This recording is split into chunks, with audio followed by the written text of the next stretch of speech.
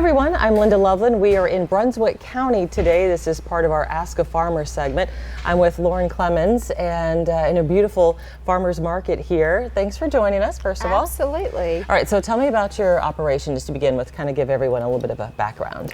So we are a fourth generation farming operation. We traditionally farmed row crops, which were flue cured tobacco, soybeans, wheat, and corn. But we made a transition in this fall of 2019 to start pursuing produce production. Wow, that's pretty big. What do you grow? We started out with strawberries. That was our big debut, and they were a huge hit. We started selling those right when the pandemic started, which was in March, around March 15th of 2020. So it's kind of a unique, perfect storm, I think, for us in a way. For sure. Now, the question that we're talking about for this is how did your farm pivot during the pandemic, and how did things change for you? Because it changed for a lot of people. Right. So we were considering a transition for quite a while. Farming's not easy. Row crop farming has a lot of challenges that it presents to us with commodity prices being so unpredictable, dealing with large corporations and the questions that always evolve around that.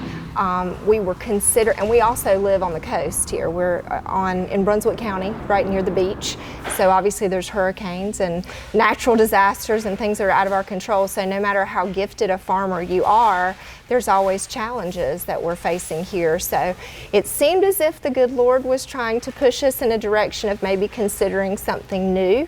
Farmers don't like change though. So I say sometimes it was almost as if all of the challenges and the struggles we had to happen in order to kind of push us to be more open to making a shift.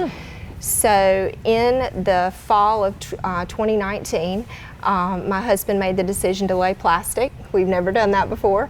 And we planted around 6 acres of strawberries. So he dove in feet first.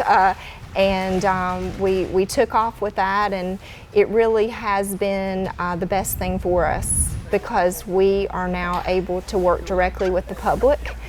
It's taken out that middleman, the large corporations that we were trying so hard to work with, and allowed us to produce something new on our land that we can get straight to the community. And that was such a huge time too. I can imagine your first year, if you ever wanted to be set up for success, it would be during COVID in a way for some businesses. It wasn't like that for all of them, certainly, but because we heard about all the produce farms and how well they did because people wanted to get out of the house and they didn't want to shop necessarily in an enclosed place, but people were getting out. So how was it for what was it like? We put up a kind of a shelter, an outdoor open air stand to sell our strawberries. We started with just strawberries, and we had people, it was a mile down the road here from where we are now, so it wasn't very visible, but social media was a huge asset to us.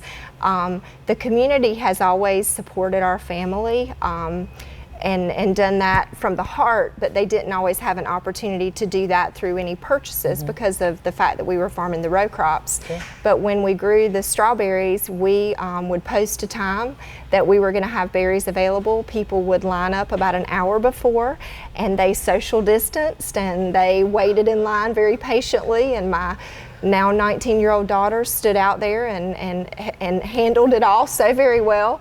But it was a huge success that really helped us bridge to this new asset or facet of our business. This sounds like a great opportunity too to make that connection to the consumer as well, and I think that's one thing that's come through COVID. So many people buying off the farm, they've made that connection. Have you noticed that? Are you answering people's questions? I mean, what has that been like? I think we've learned through this that people aren't just buying a product, they're actually investing in our family. It's a deeper commitment there versus when we were dealing with large corporations. There was no personal connection.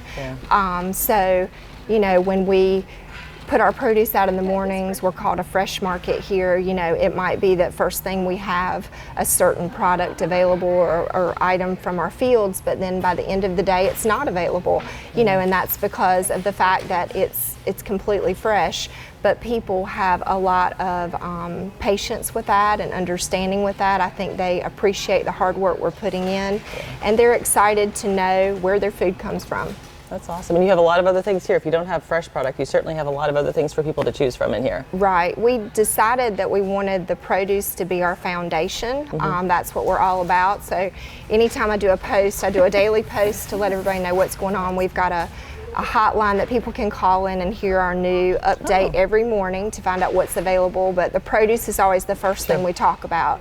And our tomatoes, I'm excited to say, are our #1 seller, even with all these other wonderful products we have. But we've hand selected specialty foods that really complement the produce.